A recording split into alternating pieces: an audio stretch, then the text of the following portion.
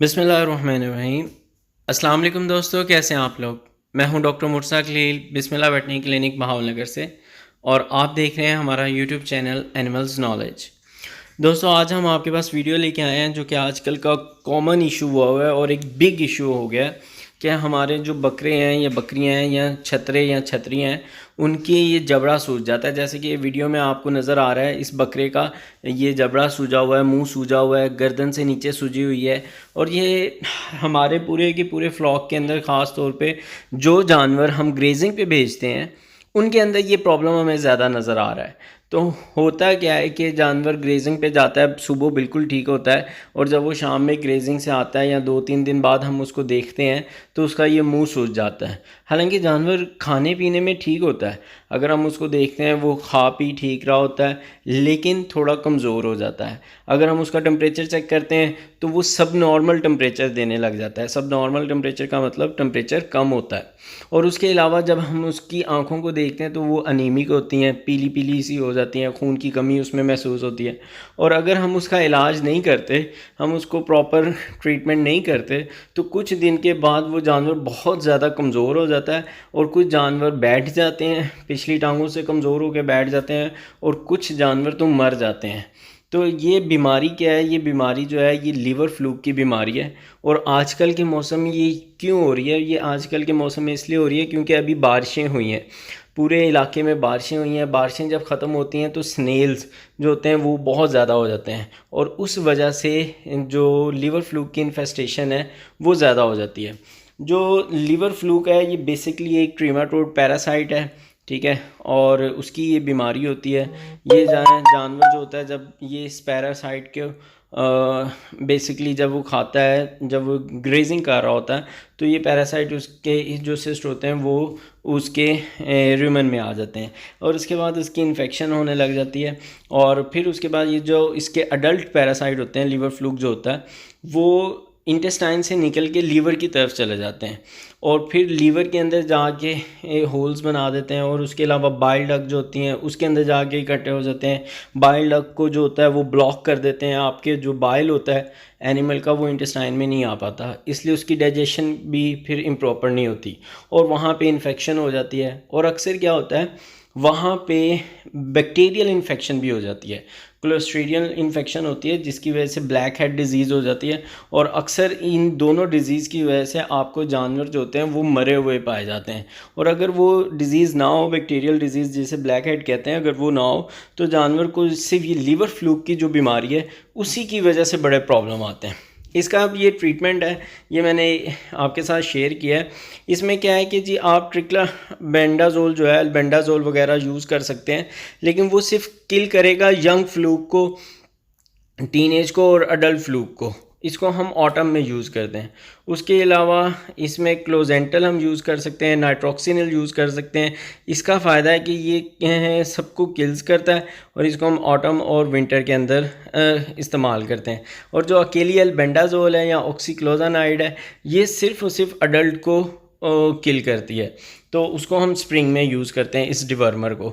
इन डिवर्मर को यूज़ करने का तरीका क्या है, कुछ औरल सस्पेंशन है जैसे अल्बेंडाजोल की, या टैबलेट्स आ जाती हैं, और कुछ जो है वो इंजेक्शन फॉर्म में जैसे नाइट्रोक्सिनिल, इसका जो ट्रेड नेम है वो ट्रोडेक्स के नाम से आता है, उसका इंजेक्शन आप लगाते हैं। और इसका जो मीट के अंदर विथड्रॉवल पीरियड जो है वो 49 डेज़ तक का है। तो इसमें रिकमेंडेशन ये है कि आप प्रोडक्ट्स लगाएं नाइट्रोक्सिनिल। उसका फ़ायदा ये होगा कि ये जो अडल्ट जो होते हैं पैरासाइट, उनको भी किल करते हैं। जो टीनेज होते हैं, बच्चे जो निकले होते हैं, लार्वल होते हैं, उनको भी करते हैं, किल कर देते हैं। और उसके अलावा जो अंदर आपके पास टीनेज फ्लूक जो होते हैं या यंग फ्लूक जो होते हैं, उनको भी ये मार देते हैं। तो इस चीज़ का आपको फ़ायदा देंगे कि आप नाइट्रोक्सिन लगाएं। और अगर आप स्प्रिंग में चल रहे हैं तो आप सिंपल अल्बेंडाजोल की जो डिवर्मिंग करते हैं वो करें। हमारी रिकमेंडेशन ये होती है कि आपका जानवर जब प्रेग्नेंट हो तब आप कोई डिवर्मिंग ना करें। कोई एक्सटर्नल पैरासाइट या इंटरनल पैरासाइट के लिए इंजेक्शन ना लगाएं। लेकिन जैसे ही आपका जानवर बच्चा दे दे, यानी कि प्रेगनेंसी उसकी ख़त्म हो जाए, तो आप उसकी ये डिवर्मिंग करें और फिर हम 11 से 12 इंजेक्शन लगाते हैं, उसके अंदर डिवर्मिंग करते हैं, हम उसके अंदर डिफरेंट वैक्सीन्स करते हैं ताकि हम उसको रेडी कर लेते हैं, क्योंकि 2 महीने बाद उसने फिर प्रेग्नेंट हो जाना है। कुछ मेडिसिन या कुछ वैक्सीन्स होती हैं जो कि आप प्रेगनेंसी में लगा दें तो एनिमल की डेथ हो जाती है। उसमें से कुछ डिवर्मर्स भी हैं। मैंने अभी तक लाइफ में कोई डिवर्मर अभी तक ऐसा नहीं पड़ा जिसकी हर जगह से मुझे यही डिटेल मिली हो कि ये प्रेगनेंसी सेफ़ हो। हाँ, अगर आप किसी मार्केट वाले से पूछेंगे तो वो तो आपको यही कहेगा कि हाँ जी भाई, हमारा डिवर्मर बहुत सेफ़ है, ये प्रेगनेंसी सेफ़ है, ये पहले 2 महीने में ना दें, जब 2 महीने के बाद दे दें या आखिरी महीने से पहले दे दें तो ये सेफ़ है। ये सब बकवास है, सब झूठ है। होता यही है कि डिवर्मर्स की थोड़ी सी डोज ज़्यादा हो जाती है तो वो अंदर जो प्रेगनेंसी प्रॉब्लम आ जाते हैं, फीटल डेथ हो जाती हैं। तो इसलिए आपको रिकमेंडेशन यही है कि आप इनकी जो डिवर्मिंग है वो तभी करें कि जब वो पार्चुरेशन या कीडिंग हो जाए। और उसके अलावा लीवर फ्लूक का प्रॉब्लम ये बारिशों के बाद बहुत ज़्यादा हो जाता है।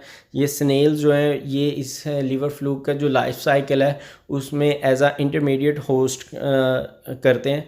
तो आपको यही रिकमेंडेशन है कि जब आपने बारिशों का मौसम स्टार्ट हो उससे पहले आप डिवर्मिंग कर दें, और जब बारिशों का मौसम चल रहा हो, ख़त्म हो जाए, तब दोबारा आप डिवर्मिंग कर दें ताकि आपके जानवर इन चीज़ों से बचे रहें।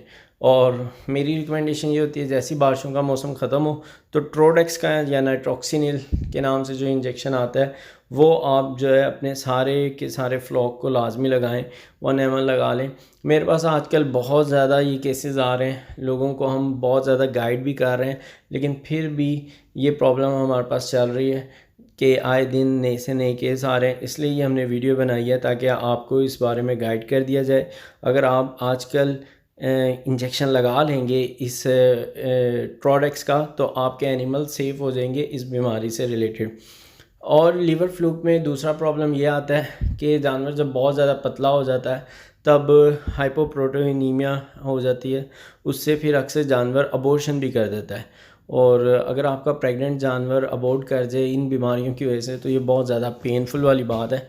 और फिर उसके बाद फर्दर कॉम्प्लिकेशंस आ जाती हैं। जब वो अबॉर्ट करते हैं तो फिर रिटेन प्लेसेंटा हो जाते हैं और उसके बाद वो दोबारा प्रेग्नेंट भी नहीं हो पाता, और अक्सर सेप्टिसीमिया होने की वजह से एनिमल की डेथ हो जाती है।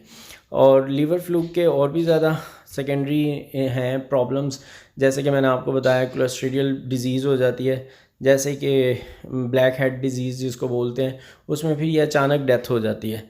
तो ये समझ लें आपके इकनॉमिकल भी डिज़ीज़ है कि आपके जानवर का भी लॉस होता है, और उसके अलावा रिप्रोडक्टिव डिज़ीज़ भी है, और फिर आपके जानवर और ज़्यादा दोबारा ग्रोथ नहीं होती जानवरों की, वो प्रॉब्लम भी आता है। तो इसलिए अगर आप इसकी डिवर्मिंग कर लें टाइम पे तो साल में 2 बार लाजमी करें, एक बारिशों से पहले और एक जैसी बारिशें ख़त्म हो तब आप ये नाइट्रोक्सिनिल का इंजेक्शन लगा लें। लोग इसमें सिर्फ अल्बेंडाज़ोल यूज़ करते हैं, लेकिन अल्बेंडाज़ोल जैसे मैंने आपको बताया वो सिर्फ अडल्ट फ्लूक्स को मारती है, जो उसके छोटे बच्चे हैं, टीनेज हैं, उनको नहीं मारती। उम्मीद है दोस्तों आपको हमारी वीडियो पसंद आई होगी।